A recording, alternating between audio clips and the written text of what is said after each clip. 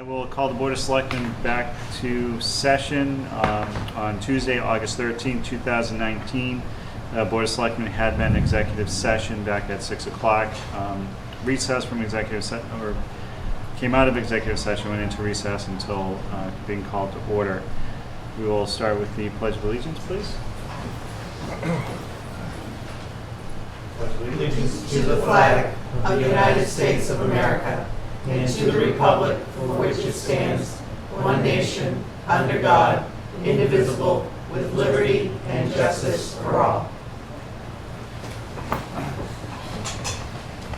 We do have one announcement this evening. Mr. Hillman has resigned his position on the Ayer Board of Selectmen effective last evening. Mr. Hillman cited conflicts over time commitment with his family and his business. And we do want to personally thank Mr. Hillman for his service and dedication to our community over the last 7 years. And with that, we're going to amend the agenda for discussion of the vacancy later on this evening. Do we have a motion? Is there anything else to amend the agenda on? Mr. Chairman, I would recommend we put that discussion after the DPW superintendent and before my report. So moved. Seconded? All those in favor, say aye. Aye. Chair says aye.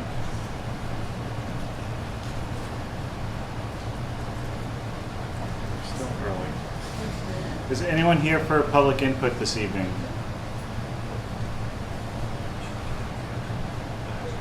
Alrighty. Well, I too would just like to thank former Selectman Chris Hillman for his service.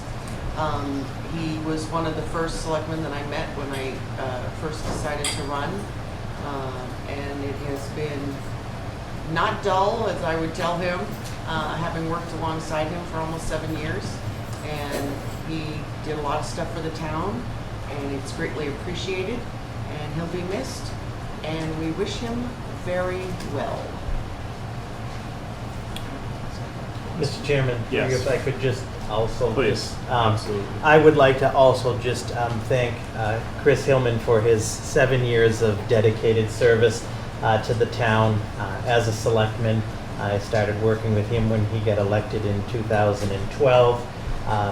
Chris is very passionate about the town, and over the 7 years, I mentioned to him when I spoke to him earlier this morning, he should be very proud of the achievements he's made over the last 7 years in the board. I know he was particularly passionate about the parking project, very passionate about property and code enforcement. I know the nuisance bylaw was one of his that he was very passionate on. So I do, as I said to him earlier today, I want to wish him all the best. I know that he is not going that far in terms of he's still involved with the town, and wish him all the best. Yeah, and I also want to mention I think the Christmas lights have had a huge impact on everyone in town, which I've really enjoyed. I remember doing the first year we bought the lights ourselves, and we strung them up on a very cold, windy night, and it was a horrible experience. But looking back on it, I can chuckle. But unforgettable, right? Absolutely. I mean, like I said, it was never dull. All right, yeah, it is 7:05, so we have a public hearing, request for amendment of flammable liquids license for Groton Ayer Realty Trust at 95 Fitchburg Road. Please, if you will. Town of Ayer notice of public hearing, Ayer Board of Selectmen. The Ayer Board of Selectmen will be conducting a public hearing on Tuesday, August 13th, 2019 at 7:05 p.m. at the Ayer Town Hall, first floor meeting room, 1 Main Street, Ayer, Mass. 01432. Oh, am I writing the right one? Yeah, okay. Yes. Regarding an application by Groton Ayer Realty Trust, 95 Fitchburg Road, Ayer, Mass. 01432. The applicant is seeking an amendment to their storage of flammable liquid license from 44,000 gallons of methanol up to 47,000 gallons, and adding 2 additional chemicals, ethanol and isopropanol alcohol, pursuant to Mass General Law 148, Section 13. Name of applicant, Groton Ayer Realty Trust, 95 Fitchburg Road. Date of public hearing, Tuesday, August 13th, 2019. Time of public hearing, 7:05 p.m. Location of public hearing, first floor meeting room, Air Town Hall, 1 Main Street, Air Mass 01432. Thank you. Evening, welcome. Hello. Thanks for coming. Please introduce yourself. I'm Jeffrey Whittle. I'm part of the property management team for Groton Air Realty. Landowner. Landowner, yes. Do you want to just kind of give us some background on the request for the change, Sure. please? Our tenant has upgraded their facilities into a more modern facility, and they're just looking to bring this license up to date and add a couple other chemicals to the license for flexibility of production. Yeah. The other chemicals are not new to the property. They were permitted for those chemicals before, but they were never listed on the license. So it's just more of an Okay. update than All right. a change. And they put in some new storage tanks, and they amended the license when they did that. But a new company took over and went through a very thorough review of what they actually had there, and they decided to amend it up to 3,000 more gallons, up to the 47,000. So it's really no change to what's being done there. It's just more of a paperwork issue. Okay, excellent. Are there any abutters who have any questions or comments for this public hearing? There being none, you make a motion. It was a motion, correct? We need a motion. Make a motion to amend the storage of flammable liquid license from 44,000 gallons methanol up to 47,000 gallons, and adding 2 additional chemicals, ethanol and isopropanol alcohol, pursuant to Mass General Law 148, Section 13. Seconded? All those in favor say aye. Aye. Chair says aye. It is approved. Thank you very much. Thank you very much. 3 copies for you to. All right, so I Do you will want do. to, we'll do them probably later, and then I'll put them in your box. Is That's that fine. okay? Yep, Is absolutely. this mine? Or is this? No, that's just an agenda. That's this, I'll okay. get you tomorrow I'll get the license. All right, thank you very much. Thank you. All right, Thank you very much. Have a good Yep. evening. Thanks a lot. I make a motion to close the public hearing. I will second. All those in favor? Aye. Chair says aye. Public hearing is closed. Next on the agenda is a joint appointment of planning board member by the Board of Selectmen and the planning board. I want to invite the planning board to please come up. I'm fine, Robert, how are you? Okay. How you doing? Good. We'll pull up one more. John, we'll take this one. Sorry. How you doing, Chad? Excuse me. We'll pull it up. Okay, have a next. Okay, if I turn it over to you. since you know it's happening. If you would like, that would be great. And Thank you. I'll turn it over to you. Thank you, Mr. Chair. Jeff Tillotson, current chair of the planning board. We're here this evening for the select board to nominate Nathan King. Nathan, would like to come and join us. He's got a, I believe you've seen his resume. Pretty Yeah, impressive yes. resume, so Sorry. I'm not going to go through it. Nathan, I believe, has been a resident of the town for about 9 years. He and his family live here in town, and Nathan's shown a great deal of interest in joining the planning board. And I, for one, would be very happy to have him on as a member. Excellent.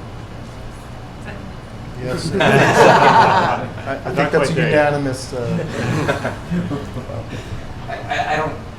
It's like herding cats sometimes. This board. I know, right? I tell you, you only got 1 to deal with. I got 4 or 3 at this point. I know. Oh, Don't count your Appreciate eggs that. embedded Would you and like- chickens. How do you do it? I mean, I've forgotten how we did this last time. Would you like Mr. King to? Yeah, I was going to Brief ask Mr. synopsis? King to kind of just give a reason for why you want to get involved. And I know from your letter you made a reference to making Ayer a destination on the Fitchburg line. Would love to hear Right. your thoughts around that. right. Certainly. Yes, as Jeff said, thank you for hearing me this evening. As Jeff said, I moved here it'll be 10 years in January, to raise my family, and we are becoming rooted in this town. It's quite good. One of the draws was the transit line to be connected to Boston and other locations. I've used it a number of times.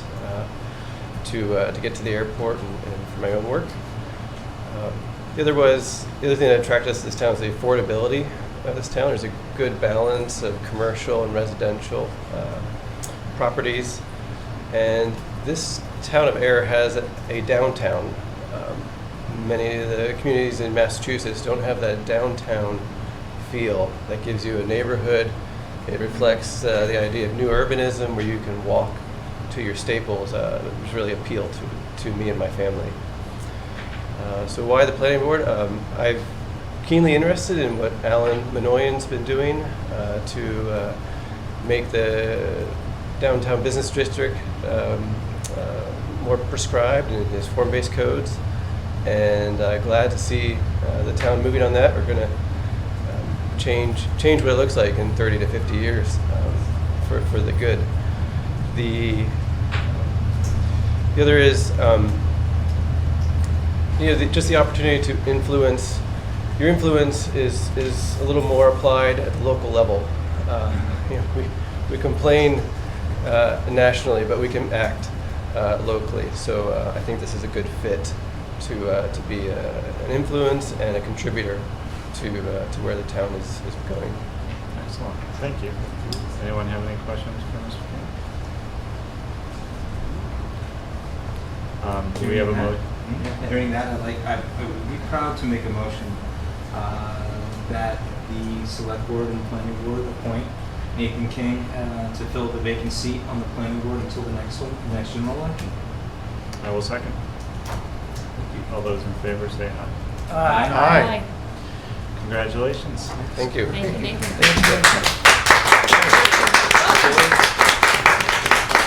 Congratulations, Nathan. Thank you, Barbara. Are you free to leave? Is that how it Yes, is? you're good.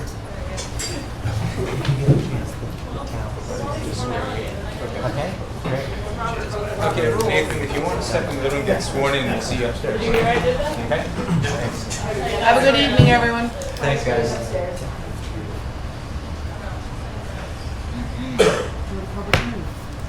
Yes. All right.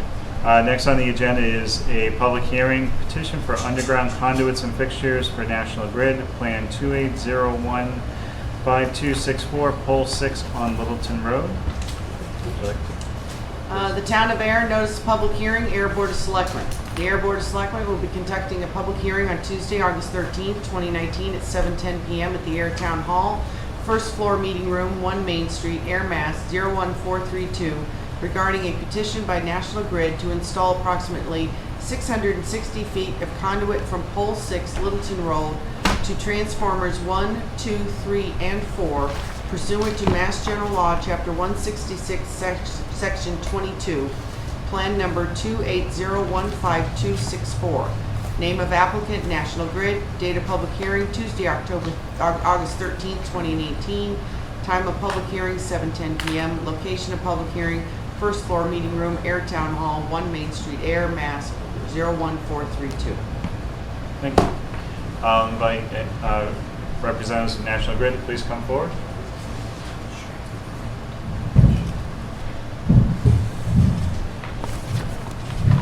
Evening. You introduce yourself just for the record, please. My name is Doug Hyland, talking on behalf of National Grid. And I'm Josh Pacheco. I'm the engineer on the project, also talking on behalf of National Grid. Okay, excellent. Can you give us an overview of the plans that you're putting forward? So, first of all, National Grid does every so often they do a check of faults on the system regarding URDs for this particular one. And this one has had a lot of faults lately, so it's a worse performing thing. So they put a package together, and our plan is to just almost follow the exact line of the existing electrical and put new electrical cable to the existing transformers in conduit.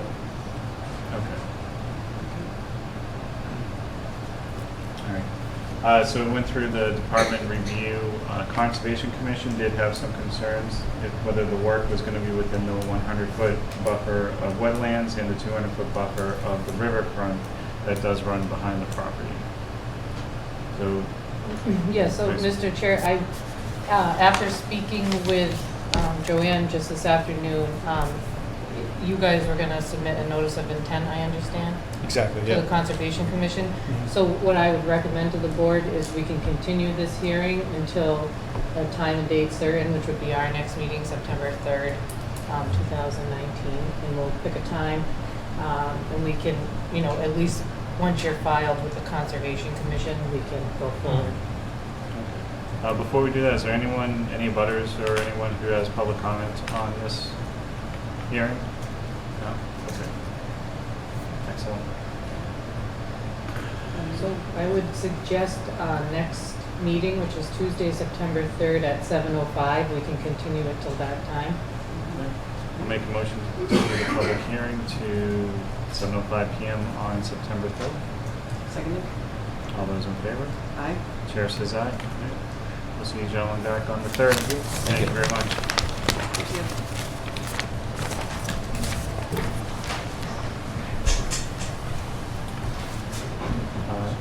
Next item on the agenda is a proposed draft community host agreement with Pharmacy Incorporated. Do you have members from Pharmacy here? Please come on up.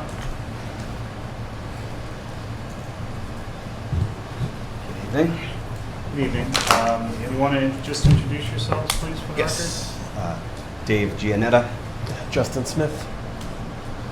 All right. Before we begin, I'm going to ask Carly to just reiterate for everyone the overall process that goes through the host agreements. Yeah, sure. Just so everyone's familiar with the overall process and where we are with this. Got it. So we were contacted by Mr. Gianetta and Mr. Smith to enter into a host community agreement, which is required when applying to the State Cannabis Control Commission. That's the first step in the process. So at this point, both parties negotiated the terms of the agreement, which you saw a preview of at your last meeting. We've since added additional provisions to that agreement. It's been okayed by town council, okayed by both Mr. Gianetta and Mr. Smith. And again, we're kind of at a very conceptual point in the process. The next step is they'll apply with the Cannabis Control Commission. Once they have provisional approval from the Cannabis Control Commission, then they'll come back to the town to go through planning board, site plan approval, and go through that whole process. And then once local permits are issued and the building certificate is issued, we get to that point, we give them 6 months to start operations, and then we consider that, they'd be commenced operations, and we'd be able to start collecting on the agreement. And just for a refresher, it's a 1% of their total gross sales would come to the town annually. And then we've also added in a provision that there be a $50,000 charitable or nonprofit contribution payment annually. And then we would have the Board of Selectmen, department heads, and with your final approval, come up with a list of what we want to do where. And then they would fund it every year, with their approval. So we didn't want to write those into the agreement yet because we're still, everyone, as you can imagine, we sent it out to the departments and we probably got like $5 million worth of requests. So we didn't take it one little step at a time. But, as we move forward in the process, and certainly, as we all know, the Cannabis Control Commission takes forever to do most Very things. true. So we have time to hammer that stuff out as we move down the process. But Robert and I met with Justin and Dave again last week, and we're really comfortable with this host agreement. And once they have this, they'll be able to start with the Cannabis Control doing their initial permitting. Okay. If I could, Yes, please. just to remind everyone that on the 1%, this is for those who are listening, that's not, because it's not retail sales, it doesn't get the 3%. Correct. Because you're a cultivator, which is why it's the 1%. So I don't want anybody thinking, well, why aren't we getting the 3%? That's why, because it's a different type of business. Okay, so I just wanted to clarify that for the town. Thank you. So just one question I have is, looking at the contract, so the 1% is to cover some of the costs that the town will incur, and then the $50,000 annually for the charitable and non-charitable. Are there any restrictions on what we could use that money for, other than the list that we would come up with? And I asked just kind of as we're looking at possibility of a new elementary school, maybe being able to divert some funds to that. No, from speaking with Council and Robert and Gabe and Justin, we can, before we, I want to say collect it, but essentially that's what we're doing. We'll have a 1-year plan, or we could do a 5-year plan. So the financial terms of this agreement are in for 5 years, which time we would renegotiate after that 5-year period. But we can come up with a 5-year plan of where we want to see that $50,000 go. Either a large portion to something 1 year, or split it up over almost like a capital, just with a lot, on a smaller scale. And just to add, and she's right on as always, but just to add, Mr. Chairman, so the 1%, based on the preliminary estimated numbers from July 16th that pharmacy provided, it's approximately $360,000 a year is the 1%. So to your point, that funding, the $360,000 would go to the general fund, subject to appropriation by town meeting. So the board, through town meeting, if that money was to be specified towards the elementary school or so forth, is within the purview of town meeting through the warrant process. And then the $50,000, as Ms. Antonellis mentioned, each year on the charitable, which was a result of the discussions from the board on July 16th. Again, we would identify, ultimately with board approval and these gentlemen's agreement, what those would be, and then appropriate that also through the town meeting process. All right. Excellent, thank you. Thank you. Thank you. I don't have any other questions. I think it's a decent agreement to start. I hope that the Cannabis Commission moves along a little faster than they have been recently. We do too. I have a question in the audience, yes. And just a quick question with regards to the number of permits. I know that retail, there's only one. Do we have a limit to the number of growers, cultivators? No. No. Okay. And will they be producing items that will get purchased by the retailer in here and there, or throughout all of Massachusetts? So would your distribution be just locally or throughout across the state? So we don't have any contracts in place, so, obviously, because we're not up and running, but, our thought is we have our own retail stores that we are pursuing. Mm-hmm. So the idea here is for us to supply ourselves, and then also to supply any retailers that we see best fit, Okay. and that we can work an agreement with. Thank you. Anything else? No. All right. Any other questions? Yes. It's 4 New England Way. Yes. For Right. New England Way. I'm sorry, what? 4 New England Way. Oh, okay. Yeah. Yeah, so they were with us last month also, explaining the process, and we went over the initial draft of the host agreement. Excellent. Nothing else, then I guess? Yep, no, I have 2 copies for board signature, and then we'll have Justin and David sign. Then we'll let you guys take an original, we'll keep an original, and we can go from there once you guys vote to approve it. All right. I'll make a motion to approve the community host agreement with Pharmacy Incorporated as been outlined tonight. I'll second. All those in favor? Aye. Chair says aye. It's approved. We'll start one this way and one that way. How about that? That's fine. Thanks.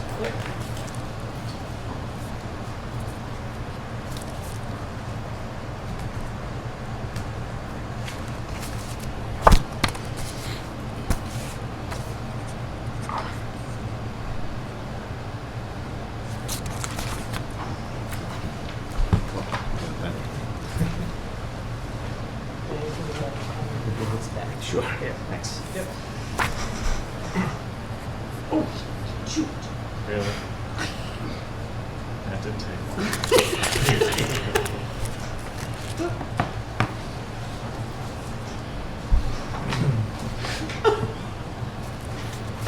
She wants to take one. Yeah, you can keep this one, and we'll keep this one, and then Keep the we'll touch messy one. touch base on next steps. So you're good to go? Yeah, you got it. Thank you. Yeah, you got it. Thank you, gentlemen. Thank you very much. Yep. Thank you. Thank you. Thank you. Justin, thank you. Appreciate it. Yep. I can't believe it. I'm so sorry. Oh, Sorry. it was not subliminal.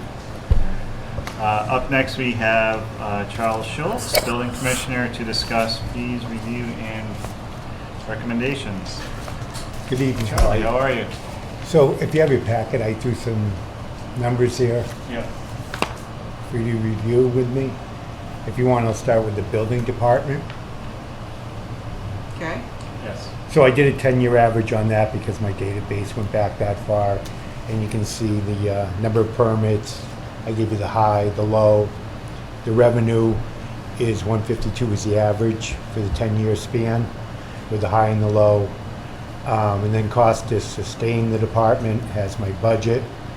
The administrative cost, which is 50% of the administrator, with a benefits package.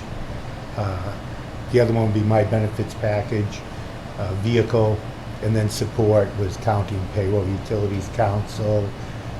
So the total revenue needed was 176, and the average is 152. So we're at a deficit of 24,000, which was 16%. So what I did is I just increased everything by 20% roughly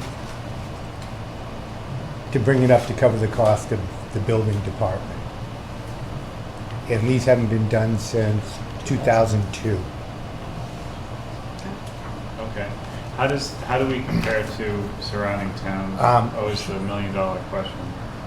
It's difficult to do that. It's almost apples and oranges because if Okay. you take Harvard with Gabe, Mm-hmm. and he gets paid by the permit fee, so some of his permit fees are bumped up on the front end, backloaded on the back end, and then on Devon's he's paid by the inspection fee. And it was just too difficult to find every town and how they paid each inspector, and it was the same with the electrical and the plumbing too. But I did go through what their permit fees were online to make sure that we weren't really out of whack.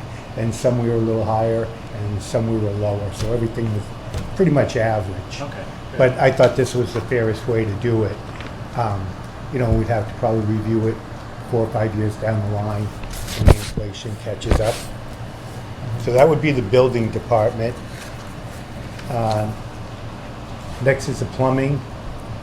And what I did is took their permits, how many inspections, with their fees they brought in. The inspector gets 60%, the town got 17.8, and that averaged at $32.23 per hour.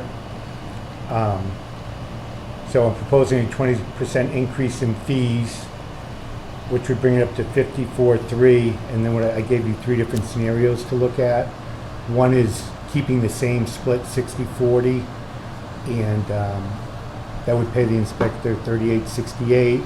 65-30 would be $41.90, and 70-30 at the 20% would be $45.21. Which, if you try and get a plumber or an electrician, they're over $100 an hour, and these guys are licensed, so. And they've been at that rate since 2002. So that would be, so I left it up to you guys if you wanted to do the 60-40, 65-35, or 70-30 on them. What's the general trend across? I mean, I Commonwealth? would do the, personally, I'd do the 70-30 because it still covers at least 16,000 that goes back to the town, the general fund, and their costs are minimal. And I've already added what Heather does for them in my number. Okay. And they process their own permits, make their own phone calls, and do all that. Heather just kind of just files them. Yeah. So in there, I figured an hour per inspection. That includes them coming into the office, getting the permits, processing, drive time, and phone calls, which I thought was reasonable too. Okay. So that would be the plumbing. And then the electrical,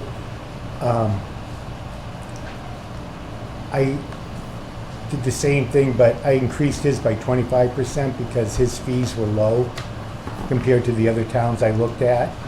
And it kept him at the same hourly range pretty much as a plumbing inspector would be, which is probably half what they get when they work on their own. And I left up to 3 scenarios for you guys to decide which one you want to give them. I think the 70/30 sphere still covers the cost of the town, and it gets them up to close to where they should be anyhow.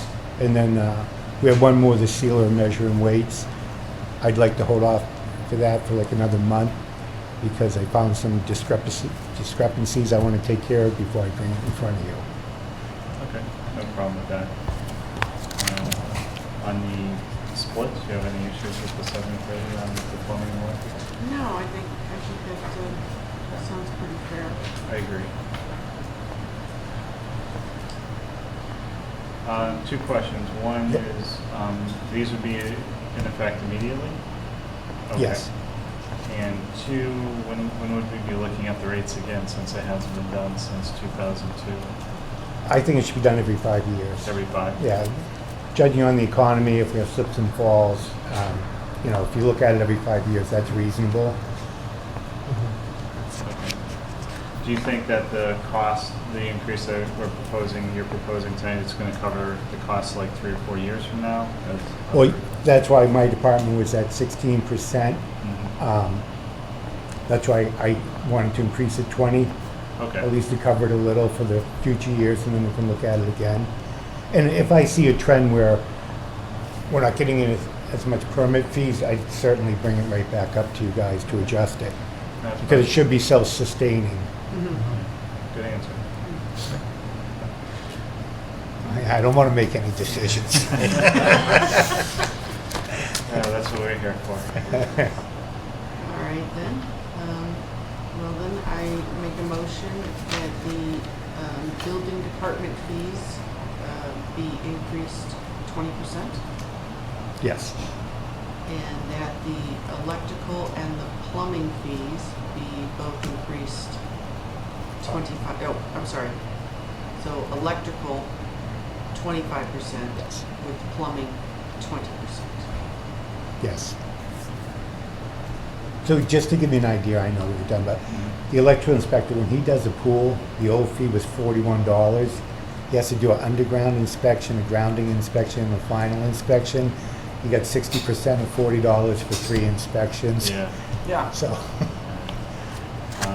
And friendly amendment, option number 3 on the electrical and the plumbing with the 70/30 split. Agreed. Okay. I will second. All those in favor say aye. Aye. Chair says aye. great. I Excellent. thank you for Alan and Bob. Thanks, Yep. Charlie. Thank you. You're welcome, thank you. Up next, we have Mark Wetzel, DPW Superintendent. Can I sit in front of the air conditioner? Sure. You know, you're more than welcome to have the meetings at the DPW. It's a I didn't know that was nice, an option. cool 70 degrees. Nobody ever tells us we can go someplace else. I don't think Well, they APAC do, would but they don't. appreciate that. All right, Good well, evening, thank Mark. you. Thanks for coming.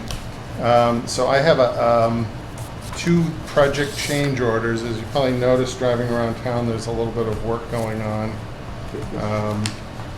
The first one is the change order for, let me make sure I get it right on the agenda, for the Prospect and Oak Street infrastructure project. It's a change order for a number of items. One was we changed the driveway aprons from asphalt to concrete. We looked at our budget and we had some ability to do that. We had some additional striping and signs for the fire department. We had to make a modification of the courthouse water service, and we also did some additional sewer pipeline. And so the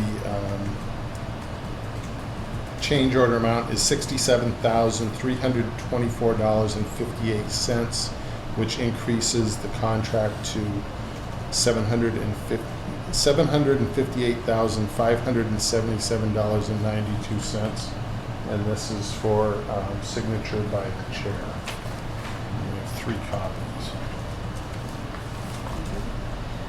I'll make a motion that the Board of Selectmen approve change order 1 for Prospect of Oak Street Infrastructure Project, contractor J.D. Amico Incorporated, in the amount of $67,324.58. I will second. Signature. All those in favor say aye. Aye. Chair says aye. It's approved. The next change order is for the DPW Highway Garage, change order number 1. I only have 3 copies. And this is to add, we originally just had some fire alarm pull boxes in it, and upon review by the fire department, because of the location in proximity to fuel pumps and some of the equipment that's going to be stored, that they requested that we include heat detector smoke alarms tied into our fire protection system for the other garage. So we negotiated with the contractor for a change order for this work for $11,119.46, bringing the contract price to $757,719.46. And that's for signature by the chairman. I'll make a motion that the Board of Selectmen approve change order number 1 for the project of the DPW Highway Garage, contractor Naduo Corporation, in the amount of $11,119.46, signature by the chair. I will second. All those in favor? Aye. Chair says aye. It's approved.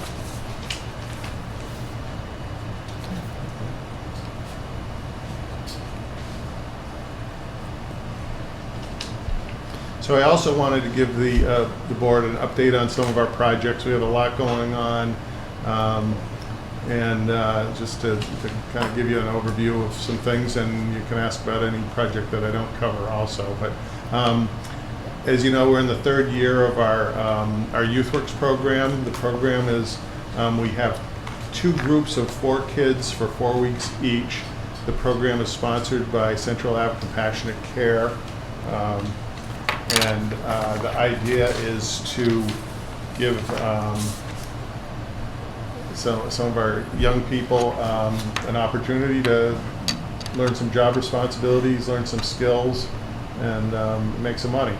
So I just put a couple pictures up here. I don't know if you noticed, we've been pretty diligent trying to keep the weeds down on Main Street, and I think I think they did it maybe they did it early this week or last week.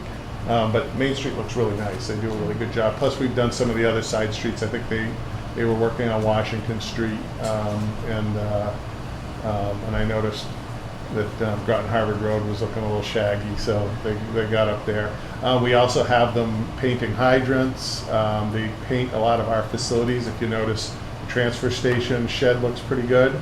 So they spent the day up there doing some cleanup and painting. They've been working on some of our pumping stations, and you can see on the right they were helping our mechanic learn how to do a brake job on one of our vehicles. And so we have both groups were great bunches of kids. They really worked hard, got along well, and one of them, Andrew Bozak, is the fire lieutenant's son, and he says, "Oh, Andrew comes home every night. He says it's great working at the DPW." So yeah, my son did it 2 years ago. He absolutely loved it. Had a blast too. Let's see. So I'll give you my water supply PFAS update. So I do prepare a weekly update. I missed, I think, one week because I was on vacation. I send these out to a group of people, including the EPA and the DEP, and people at Devon's that are dealing with the same thing, the PACE group, and town manager, and we post on the town website, kind of hitting all the stuff that we're doing with respect to the PFAS contamination.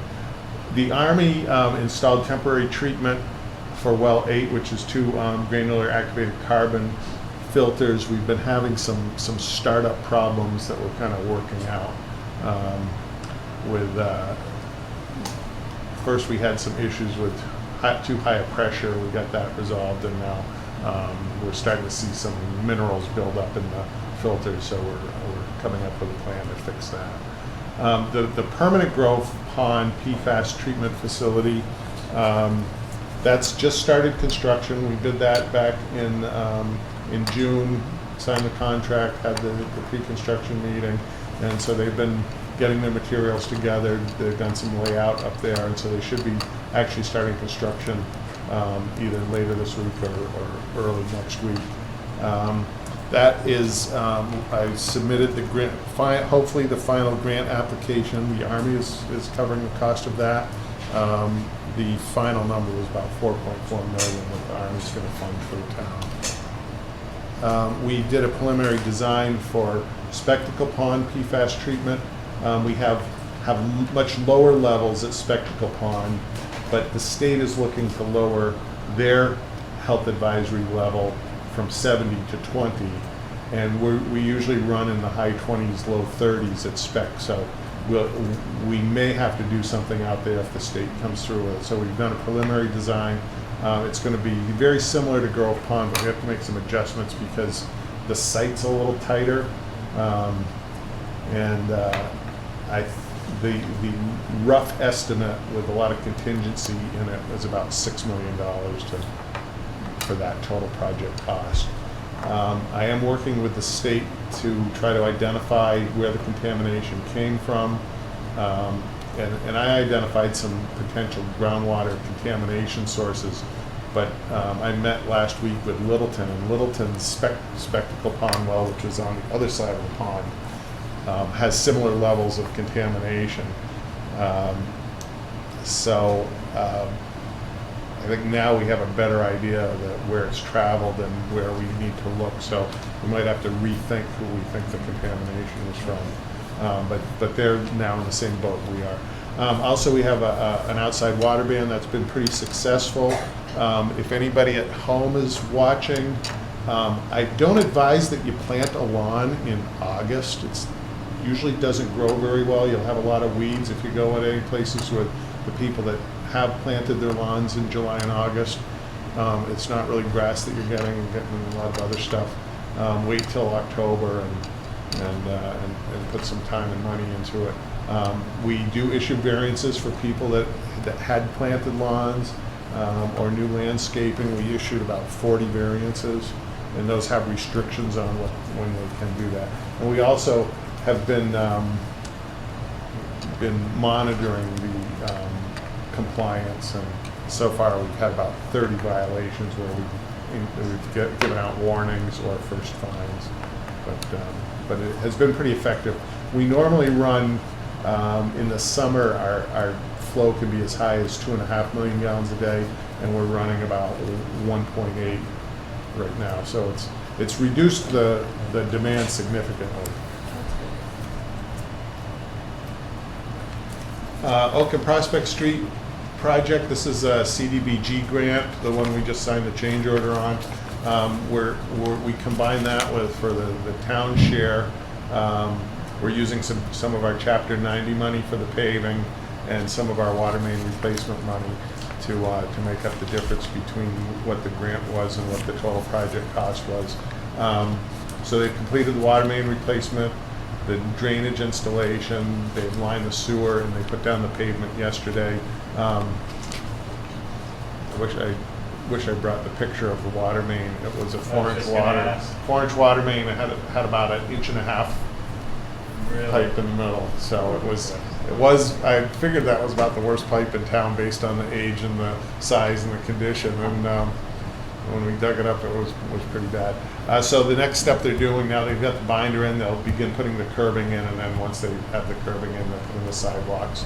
We did have some questions from residents about it looked like when they started laying stuff out that we were going to be on their property.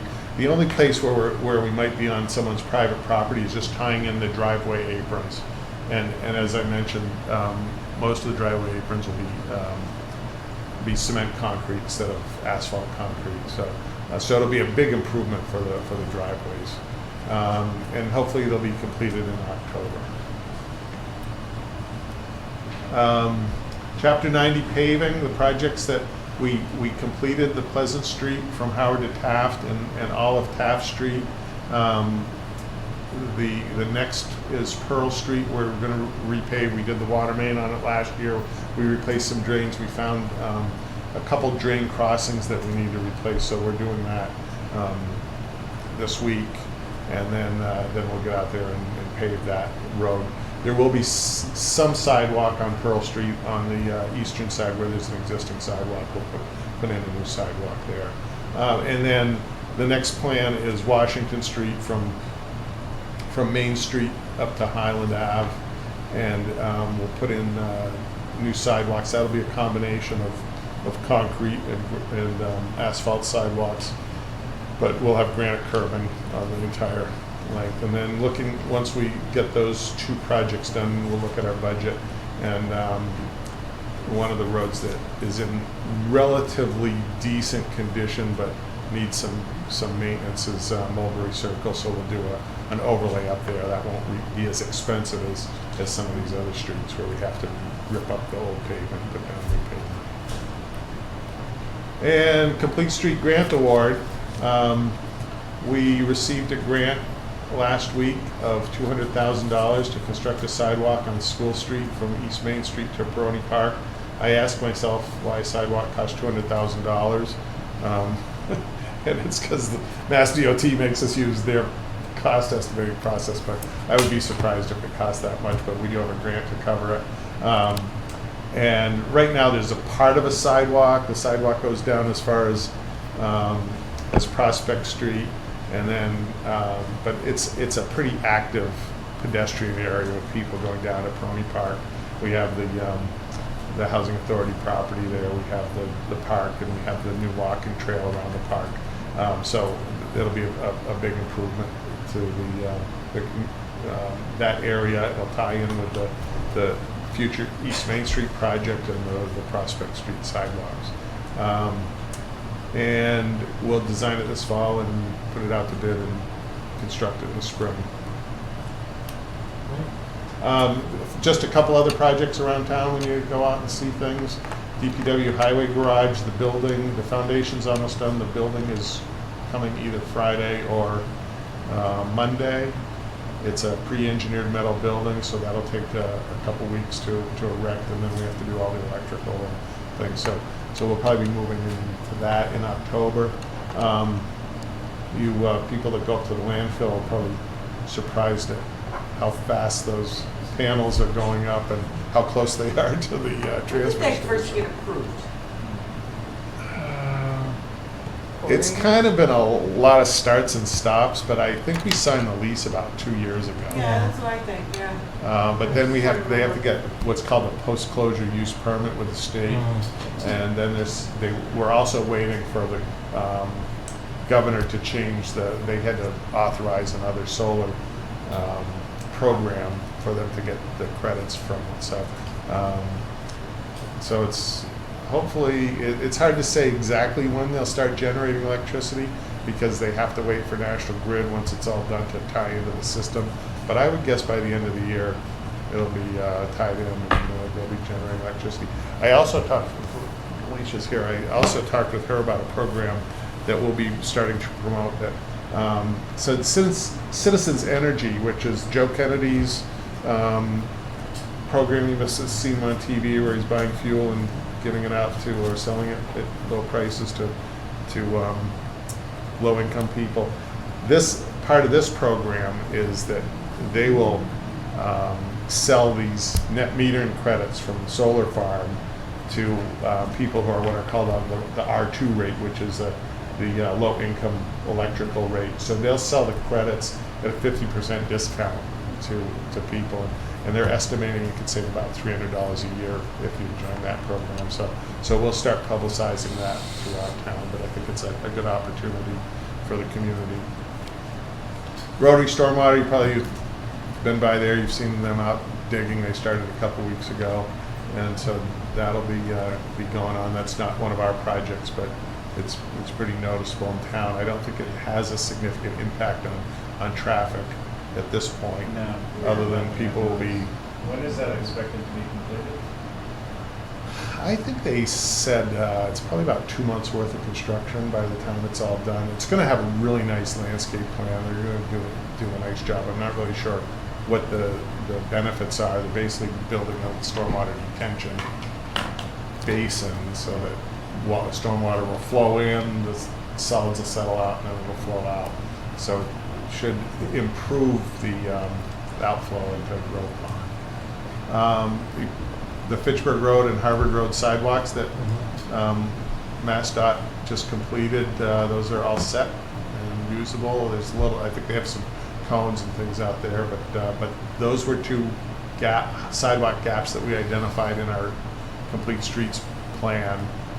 So I kept nudging MassDOT, and they finally came out and did it. And then, as you notice, the Great Wall of Mart over on Park Street, that project is progressing. I think they're on schedule. Still ahead. You know, it's the part they're doing now is the difficult part, where they have to have a lot of reinforcing steel and concrete and build the ramps and retaining walls and things.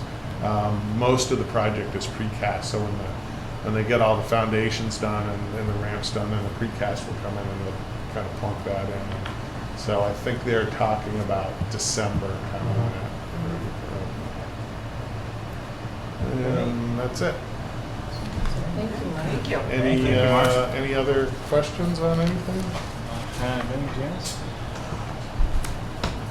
Oh, you need to repaint the no parking in front of the post office. Seriously, bad. You can't come around the corner. Because somebody will park there, and with the cars parked on this side of the street, even a small vehicle trying to get through, you're kind of stuck. It's so annoying, because people know what they'll do. Some will leave their door open. Well, freaking. Yeah. You know, it's amazing what you see on Main Street and stuff. I saw a guy at the corner of Washington and Main the other morning pulled a U-turn right in front of me. That saves him driving all the way down and turning around. Yeah. Thanks, Mark. Thanks, All right. Mark. Thank you, Mark. Thank you. All right, so up next we have discussions on the Board of Selectmen vacancy. With, Town Clerk, Ms. Copeland. Please join us. Mr. Chairman. Yes. Per the amended agenda, obviously, with the resignation of Selectman Hillman this morning, I had asked the town clerk as the election official to just look into, and through you, she'll briefly give an overview of the potential options that the Board of Selectmen may consider regarding the vacancy. And I would respectfully suggest that, you know, this is just for discussion purposes, obviously, and that the board take everything under advisement, and then however we want to proceed at a future posted meeting. So through you, Mr. Chair, I just ask the town clerk to just give an overview of when the vacancy occurs, what are the possible options for the Board of Selectmen to fill or to address that vacancy. Hello, thank you. So, according to the Secretary of Commonwealth, is the election division's manual on vacancies. So it clearly spells it out. In reference to a vacancy on the Board of Selectmen, this can only be filled by an election. So it's not, like earlier this evening, for example, there was a planning board vacancy, so that was a joint appointment, and then at the next election, that seat will go on the ballot. For selectmen, it's only filled by an election. So the remaining selectmen may call a special election to fill the vacancy. If the selectmen choose not to call a special election, the voters may petition for one, which would be similar to calling a special election or a citizen's petition, it would be 200 signatures. And upon the written request, the selectmen shall call a special election as long as the request was not filed within 100 days of the annual town election. So there's a lot of moving parts and dates to sort of keep in mind, because really you're looking at, a January really being your time frame, because you cut into the 100 days for the election. So it's calling a special election.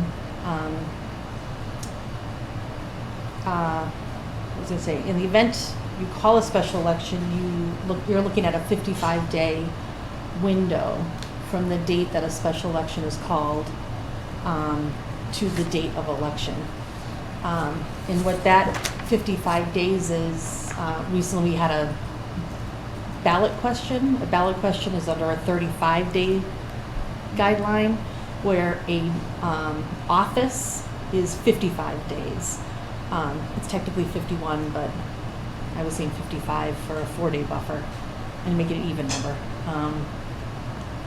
What that entails is that you have to allow time to announce the nominations, to give those time to retrieve papers, get their signatures, get them in for us to verify the signatures, creation of the ballot and approval of the ballot. And for that processing, we always allow, or we always have to have absentee ballots for any and all elections requiring a ballot. So there's a bigger window because there's more to the process. And posting of warrant and scheduling workers and so forth. So those are kind of all the pieces that go into calling a special election. That would be the time frame to call it. So for an example, if the special election was called at the beginning of September, you would be having the election at the beginning of November. So that gives you an idea also, or to anybody, what the time frame, it moves quick.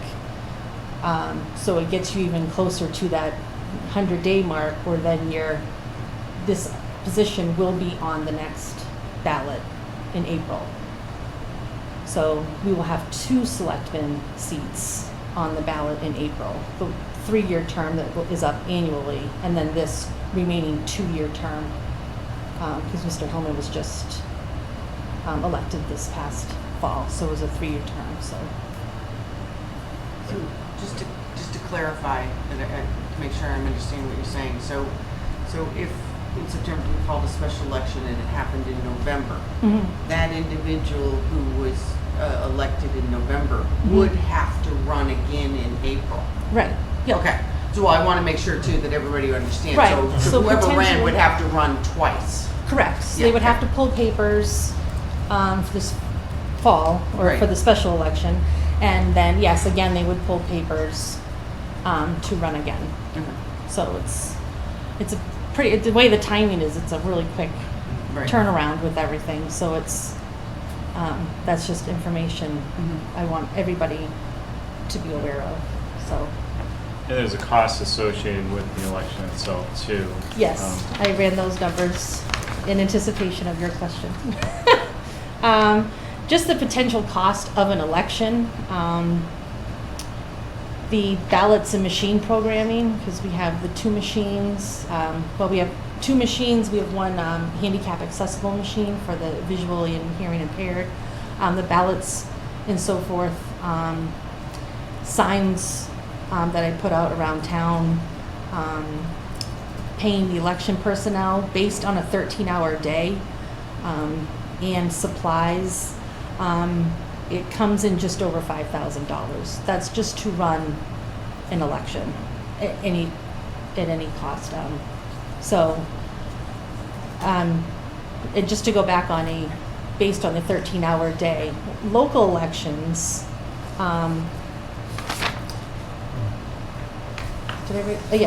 Well, local elections are actually required 4 hours minimum. The per the state, we would open no later than 12 p.m. and close no later than 8 p.m. on a day chosen. So I also kind of went back and looked at numbers just on elections, like our average turnout, and looked at not only the typical Tuesdays that we have our local elections, or excuse me, Mondays are local elections, but which the average turnout is about 430 voters for our Monday annual town elections. The special ballot we had back in November 2017 was on a Tuesday. We did the full 13 hours. It was 302, that was the marijuana question. It was 302 voters. That was after Thanksgiving, but because we had to run it within so many days of the town meeting. The special ballot we had last fall for the field project was on a Saturday, and that was an 8 to 4. It was an 8 to 4. It was on a Saturday, and that was 663. So. So it's kind of issue driven. It really is issue driven. I do want to say, when I noticed when my name is on the ballot, there's a higher turnout. I don't know if that's. Thank you, everyone. Thank you. Thank you. Thank you. You're appointed now. I just wanted to make sure everybody was paying attention. I just, wow. Research is research. Self-promotion. Numbers are numbers. It's there. So. So of that money that you're talking about, the roughly $5,000, is that in the budget? That is not in my budget for this year because I didn't plan for a special election. So, I mean, there is either a reserve fund transfer at the end of the year, hoping there's no other special elections or special meetings. I did budget towards, because this fiscal year I do have the presidential primary coming up in March with, it looks like we will have 5 days of early voting again, so I did push up my election money to try to cushion that, so we'll see.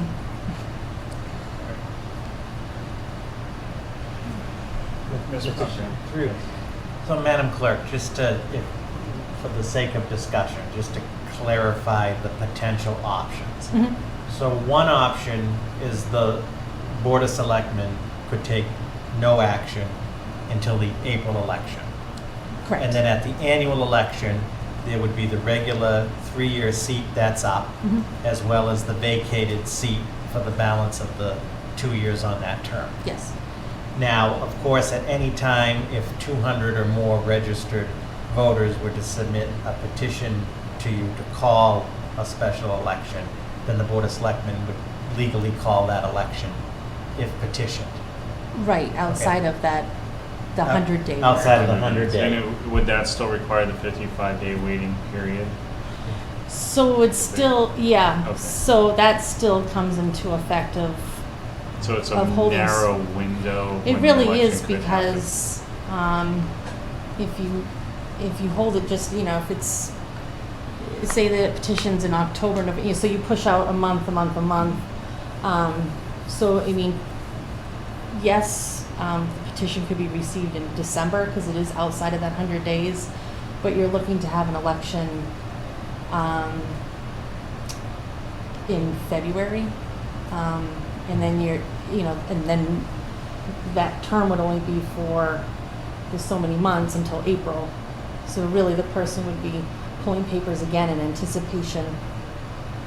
It gets very tricky with timing. It's not that it can't be done, but I mean, it would get back to back along with a presidential primary during that time as well. Showing up at the ballot every So, month. and this could not be linked on, I did double check. So primaries are in having a local question or a local ballot added the same day as a primary or general election. We're not going to make that cutoff. It's like within 8 or 9 days. I don't have the exact back from elections, but we're pretty much kind of missing that cutoff. And with the primary election, potentially holding early voting. Local events are not subject to early voting, but they're subject to absentee ballots, and I could just see that being very messy for someone coming in and trying to do multiple elections like that, just because they wouldn't link up. The dates, we wouldn't be able to link them up, because I did kind of think maybe, but So then that third option, so one option would be April. You would have the regular 3-year seat and this vacated seat up.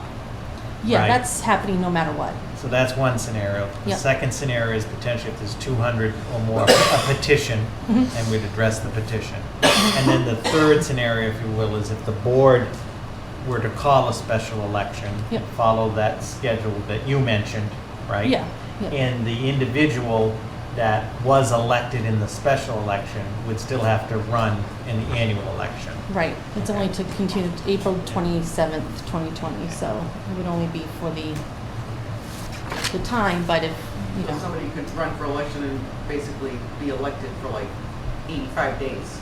Yep. And then have to run out for election again. right, yeah. Any other questions? Appreciate your time and expertise. Thank you. No problem. And I have all this available, so if anybody wanted to review it, I just have it at my office, if Great. anyone wants to check it. Thank you. Okay? Have a good night. Thanks, you too. Next item on the agenda is the town manager's report. Mr. Chairman, Selectman Livingston, good evening. The warrants that have been reviewed and approved since the board last met on July 16th are in your packet. And I'd just like to highlight a few things that the administration has just been working on since the board last met on July 16th. First, I'm pleased to report that we were successful through the efforts of Senator Eldridge and the state delegation to get a $250,000 state earmark for Depot Square. So in addition to the current MART project that is on schedule and on budget underway as mentioned, the bathroom facilities are already covered through the FTA appropriation to MART. The infrastructure has been done. So this $250,000 earmark is really for the improvements to Depot Square, the shade structures and so forth. So lighting, so some of the aesthetics. So as we have more information, I'm sure that between the Board of Selectmen and the public, there'll be a public component to that process. But that is encouraging news on that front. Secondly, I want to thank all of the visitors, occupants, and especially employees during this summer of our great discontent with the town hall chiller failing 2 days after town meeting. The good news is town meeting did support the $90,000 appropriation. The contract has been awarded, as the board approved on July 16th, for the town hall chiller. The town hall chiller has been ordered. The company has been doing some of the preliminary work. So there is relief in sight under Mass General Law, of course. They have till October 1st to complete the project. So as we enter the fall air, we will have a new chiller, but it will be all in place moving forward for the future. But I do appreciate Chuck Schultz and his group for the plan they put during the summer months and everybody's cooperation with that. The door lock phase 1 project is completed. The board should have got their key cards. Phase 1 was the exterior doors and the key card system. That is completed. We're just closing that out. And then we will start the door lock phase 2, which is all of the individual offices and the cameras on the exterior of the building. So we'll keep you posted as that moves forward. The town hall IT rewiring project is just about complete. They did a walkthrough. There's a few aesthetic issues that have to be addressed, but this was moving all of the town's IT infrastructure out of that closet into the IT office. And again, not an exciting project, but an important project in terms of the IT system and security. Also, Ms. Antonellis and I attended with the chiefs a couple weeks ago the police public safety radio project, you'll recall that large project has been completed and has been successful.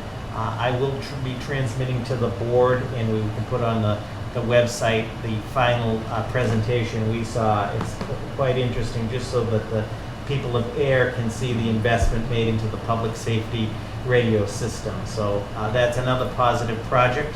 On the financial end, and I'll have one action item to speak on that, but the treasurer continues with a proactive plan on the tax title collections.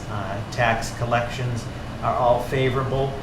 We are expanding the town's payroll system, so the automated payroll system from Town Hall has been expanded to the Council on Aging and Library, and we're about to bring the DPW online, and then fire and police by the end of this calendar year.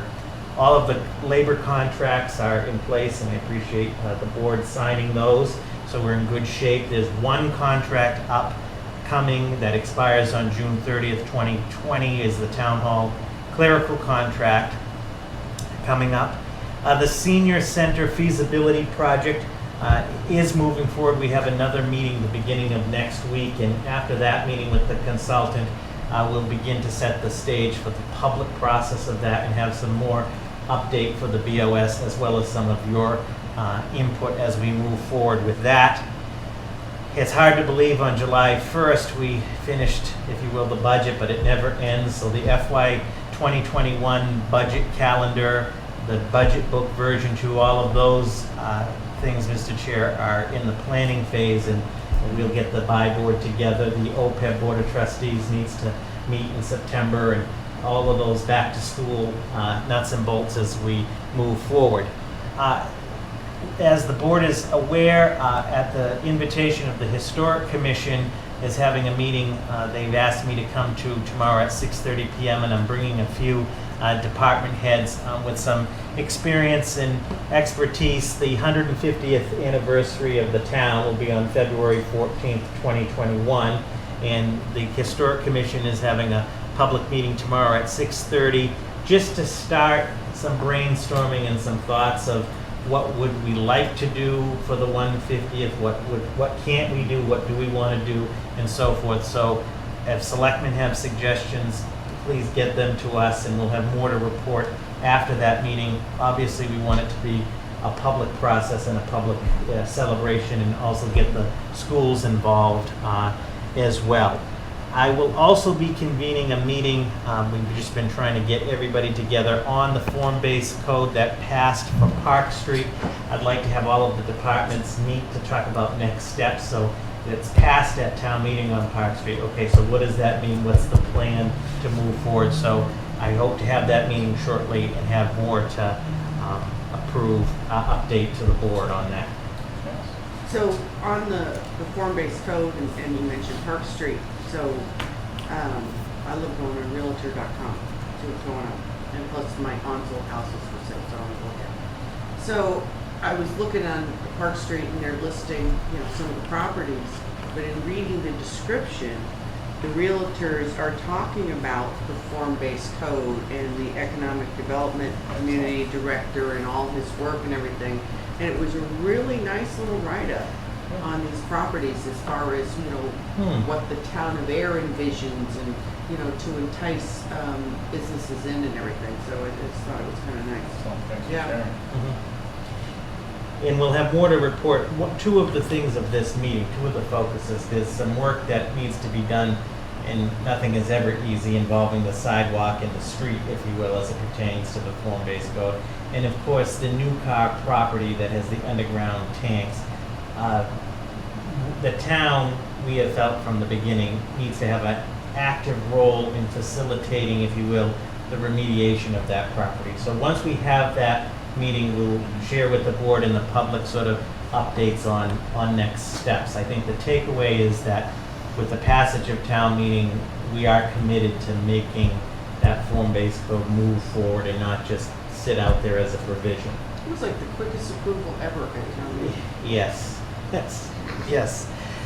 So with that, unless there's any other questions from selectmen on administrative matters, I have just a couple of brief action items. The first one is 2 recommended appointments to the Cultural Council. I'm respectfully recommending that the board appoint Miss Julianne Govang of Ayer to the Ayer Cultural Council to fill a 3-year term to expire on June 30th, 2021. And I'm also recommending that Miss Jeanette Howdry Brockway of Ayer be appointed to fill a vacant 3-year term to expire on June 30th, 2022. So moved. Second. All those in favor? Aye. And chair says aye. Great, and I think that puts us in good shape on the Cultural Council, as the board will recall, because there are state-imposed term limits. We've got this group back up and going. The next item, just briefly in the packet and for the public, is the most recent auditor's management letter on the town of Ayer's finances. As the board is aware, every year an independent auditor audits the town's finances and gives a management letter to the Board of Selectmen, which is in the packet, which I transmitted to you on July 8th. And I'm pleased to report that this is a very positive audit management letter. Specifically, the cash reconciliation concerns the board may require that we discuss with Mr. Gisti in the prior year audit have all been resolved, and significant improvements have been made to the entire cash reconciliation process. Additionally, you'll note in the letter that the auditors further commend the town's reorganization of the municipal government by special act to the town manager form of government with the appointed treasurer tax collector. And if there are some specific questions from the board, I'd be happy to answer those. And I just wanted to really commend the folks that do the hard work, is what I call my internal finance team, that consists of Ms. Gabri, the finance manager, Ms. Tierney, the treasurer tax collector, Mr. Johnston, the benefits and payroll manager, Mr. Hogan, the assessing administrator. So it was a very strong letter. We have a very strong bond rating, and it's our goal in FY21, working with you and the FinCom and all of our boards and committees, to continue that strength moving forward. The next item, even though it's August, I'm respectfully recommending and requesting that the Board of Selectmen officially open the Fall Special Town Meeting warrant. Fall Special Town Meeting will take place on Monday, October 28th at 7 p.m. in the high school auditorium. The deadline for all warrant articles would be 12 p.m. noon on Friday, September 27th. The deadline for all citizens' petitions to the town clerk would also be noon on Friday, September 27th. And we're looking to have working versions of the warrant to the board as we move through September, and looking for approval in the beginning of October for that warrant. So for the purposes of tonight, the board would open the warrant. That would be most appreciated. I make a motion that the Board of Selectmen open the warrant for the Fall Special Town Meeting, which will take place on Monday, October 28th, 2019 at 7 p.m. in the auditorium of the Ayer Sherman Regional High School. I will second. All those in favor? Aye. Chair says aye. Mary, you have a question? No, I just wanted to know if you're going to put the article that I asked you to put for the fall town meeting that would change the process for our bylaw.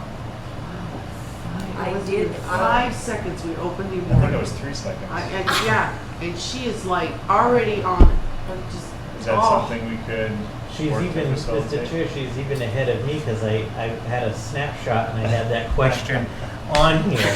So, just, yeah, so. We didn't even get a chance to like breathe. So this is just a snapshot as it's of coming attractions, if you will, as it stands. So we're looking again at a potential another supplemental appropriation for the transfer station. I'll have more information on this. The increase in the trash hauling rates, as well as this recycling situation, is actually really having some local impact. So Superintendent and I will, at a future meeting, probably the next one in September, have an update on that. But there may be the need for an article to take a small amount from stabilization to balance this, but we'll have more on that.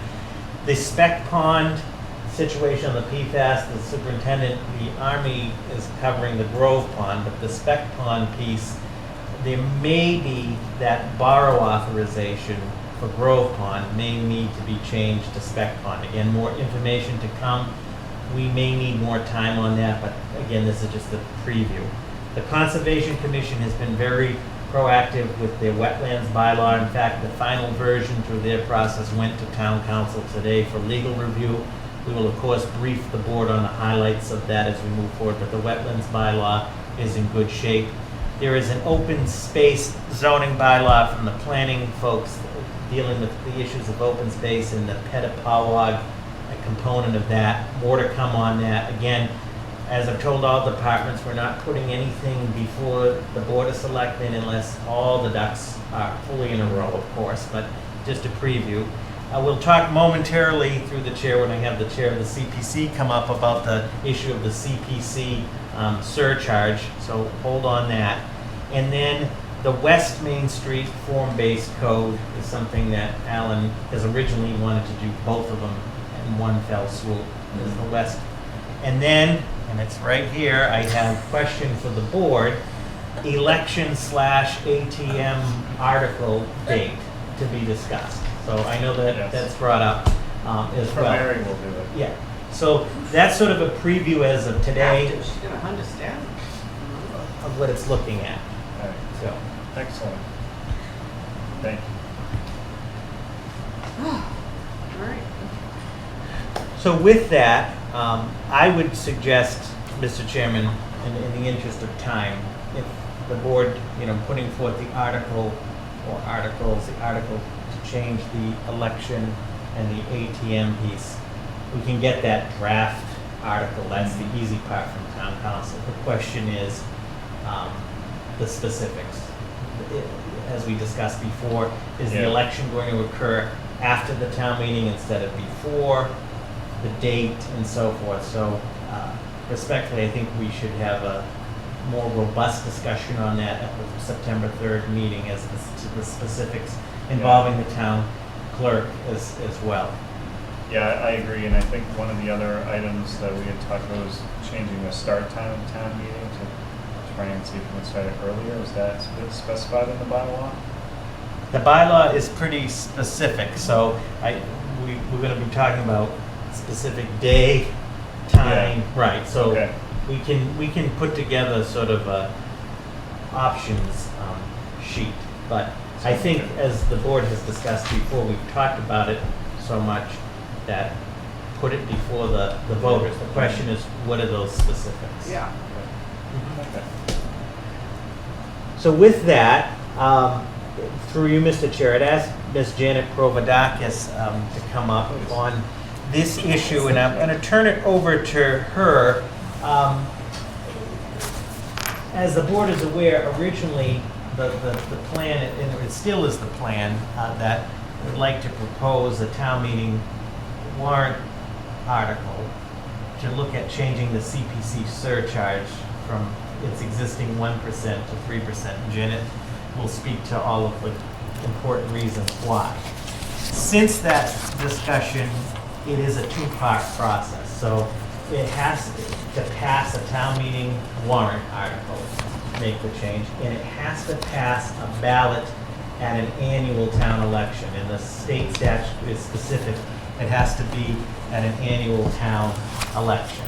And I think the town clerk did all of the research on that. In the past, that's what the town has done when it has made the adoption, made the change. So any change has to pass town meeting and the ballot at the annual election.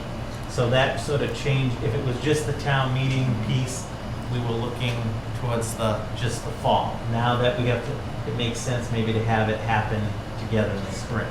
So without further ado, why don't you? All right.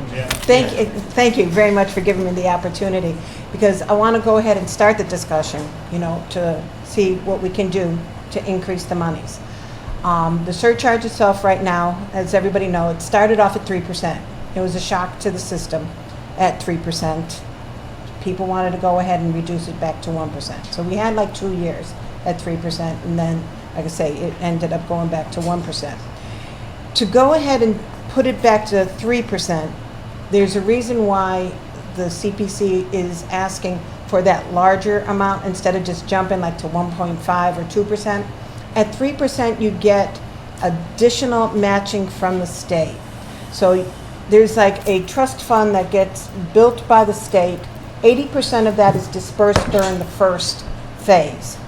After that, that other 20% is available to communities for a second and a third phase, which means that will bump up the monies that we have. There's also a weight that happens with that second and third percent, that if it's a community is smaller, it's got a lower income, everything else like that, they get a higher weight of that second and third percent. Now, the state has gone ahead and increased the amount of monies that are in that trust fund now, because they're asking for additional monies from the deeds and things like that.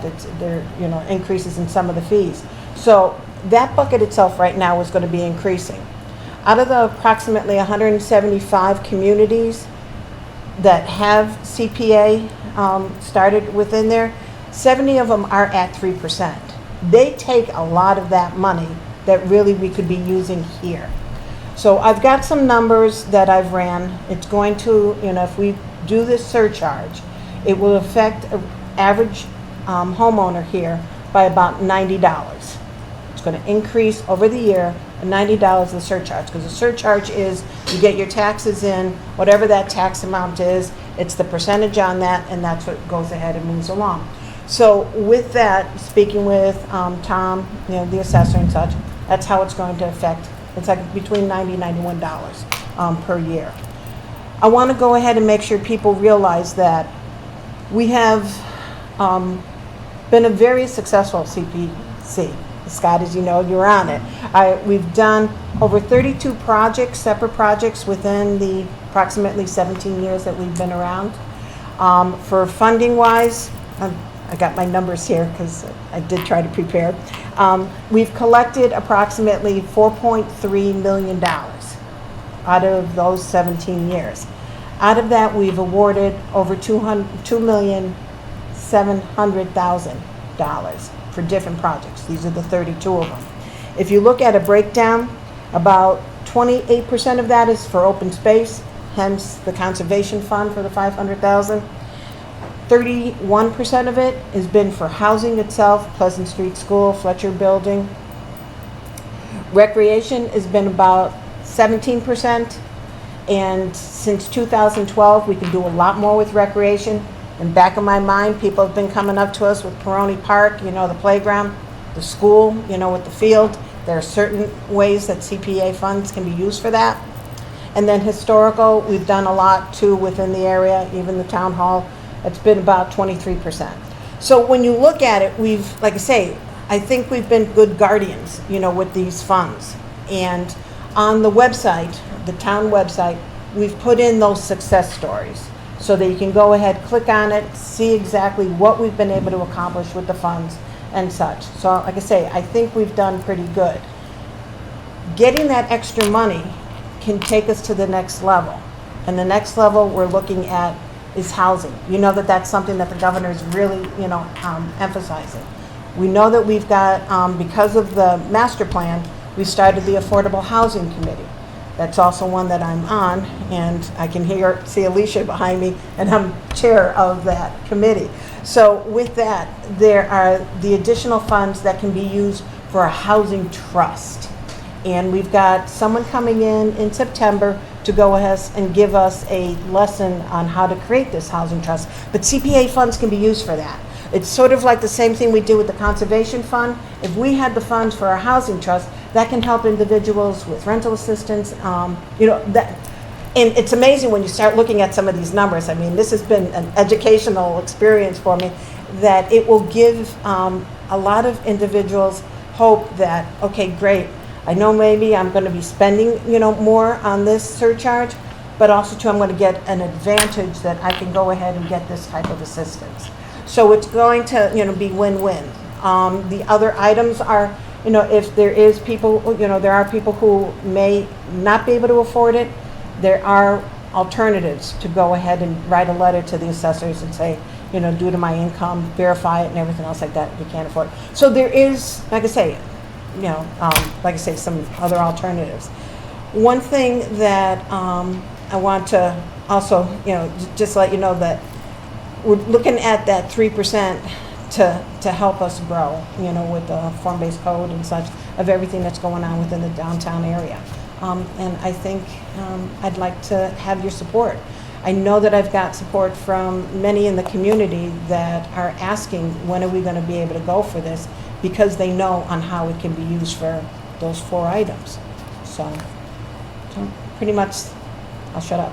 Yeah, so yeah, when I was on the committee, we talked about when would be the right time to try to raise it to 3%.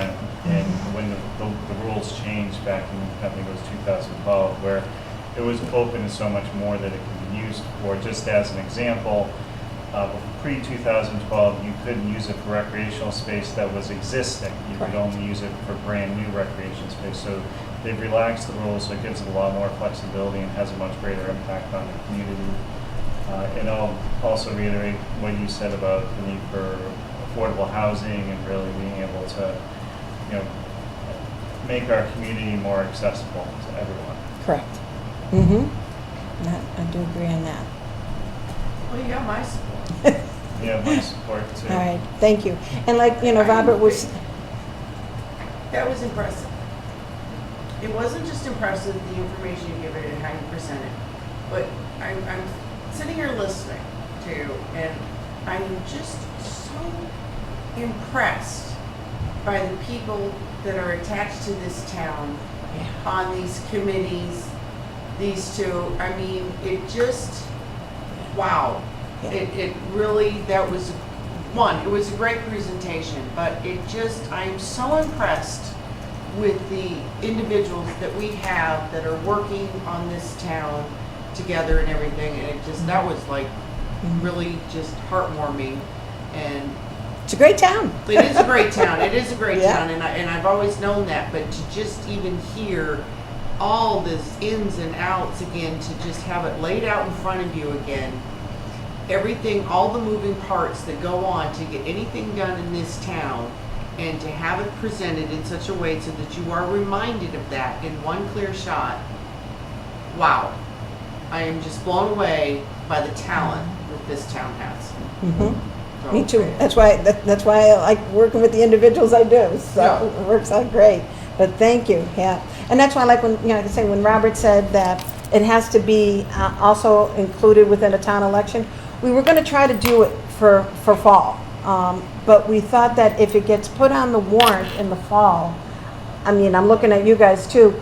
Does that give it too much time in between for the town Well, election? that's what I was kind of thinking about, because Okay. there will be those, in my opinion, there'll be those that will forget, you know, because as soon as town meeting's over, we're like, yep, okay, Next, done, yeah. moved on. That's right. So I am concerned about that myself. Yeah. And I know that usually Springtown meeting has a lot on it, you know, and everything, but I think that would be the perfect time because it's going to be by the We're election. supposed to do all of our financial articles in the spring, so it fit right in. Okay, all right then.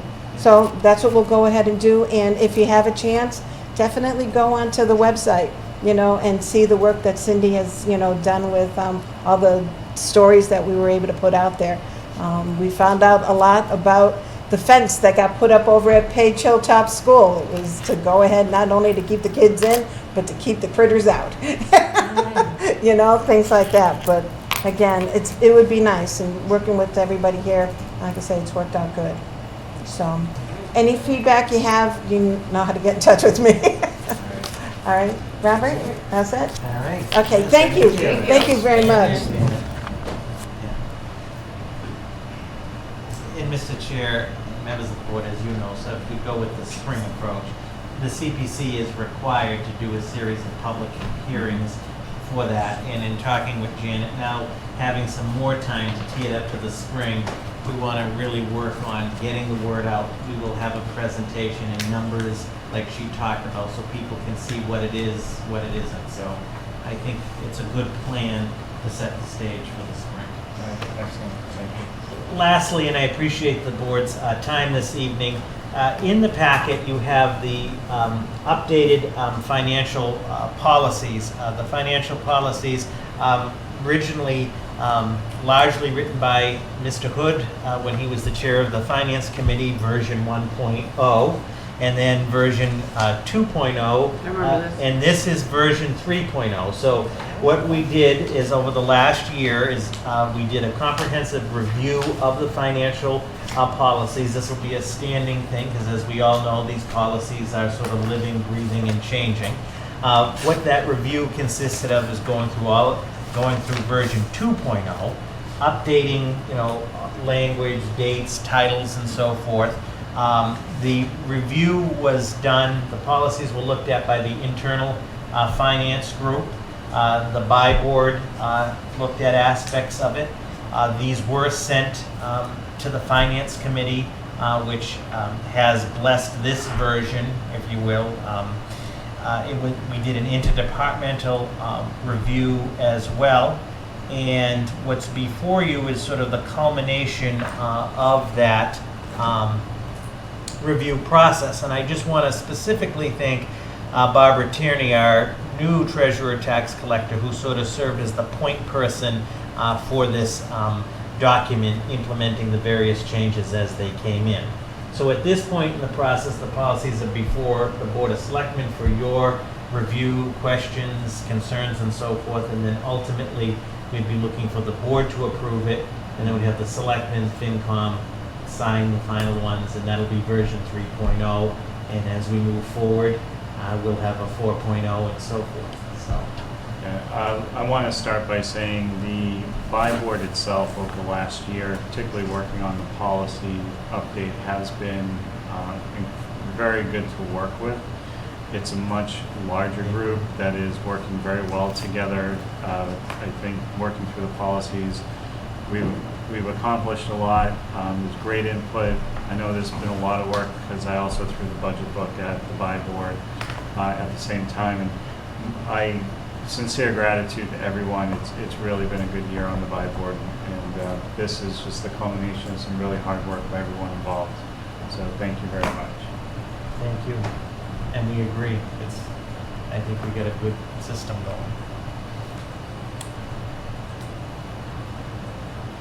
I'm good with the policies because I was there. I have no issues with it. I remember looking at this years ago. So just a snapshot overview, reformatted it. That was a huge part. We took out, there was some duplicate sections. We tried to get rid of the appendices and put it in the main document. We still have one appendice. I know the Finance Committee did approve it. I don't have the exact meeting date. They haven't signed it yet. But Robert and Scott, you're attending their next meeting anyway, Yes. so we'll have them sign. I believe that's August 28th. Yep. It is. And then we'll get everyone signed and then we'll put them on. I'll make a motion that the Board of Selectmen approve the updated financial policies as laid out in the packet. I will second. All those in favor? Aye. And Chair says aye. We're approved. Thank you. Thank you. All right. So I appreciate the board's time this evening. That concludes my report. Thank you, Robert. Thank you.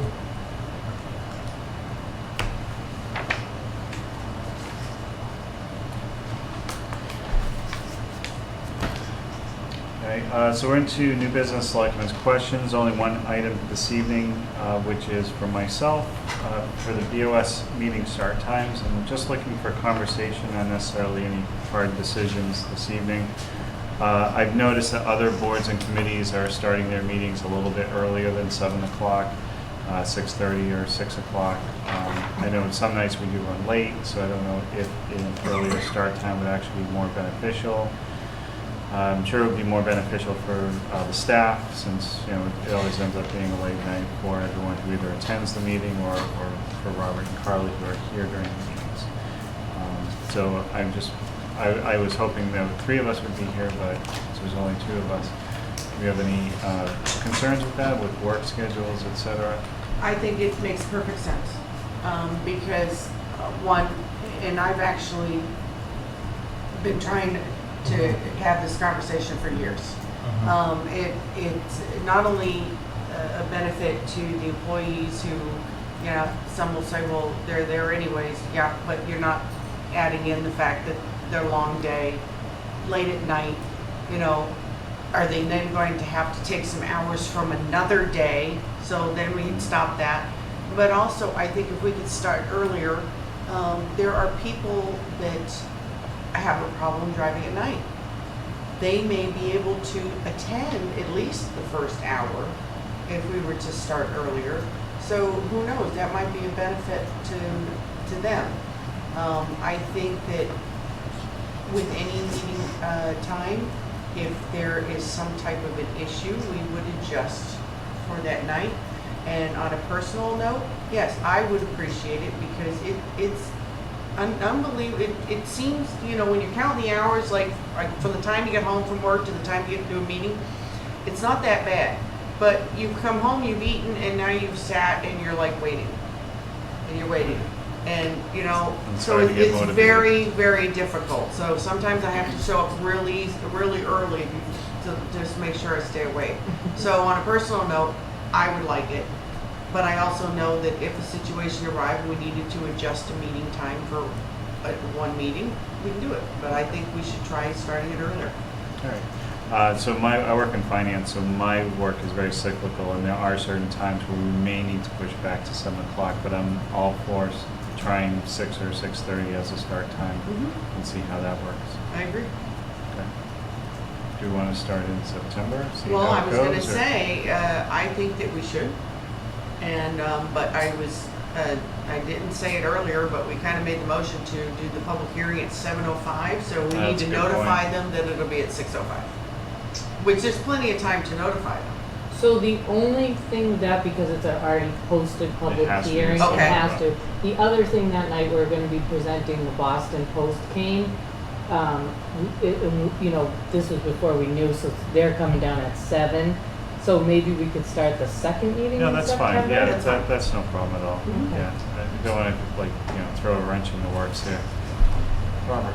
I concur with everything that Selectman Livingston said, and I think that start at 6 o'clock. A lot of boards and committees in this town do 6 o'clock. A lot of boards and committees, including boards of selectmen and surrounding towns, do 6 o'clock. And I think, CBA, Yeah. planning board, yeah. and I think to Selectman Livingston's point, you know, let's try the 6 o'clock, starting the second meeting in September. And like she mentioned, I mean, we're all reasonable. There may be times, and like Yeah. you mentioned, you have to, for a meeting, go to 7 or so forth. All right. I think it makes sense. Yeah, we'll try it for a couple months, and then Yeah. we can just bring it up for conversation and see if there's any issues. So we'll, So it'll be 6 o'clock on September 17th, which is the second which is September. the second. All right, excellent, thank you. Final item on the agenda is approval of meeting minutes for July 16th, 2019.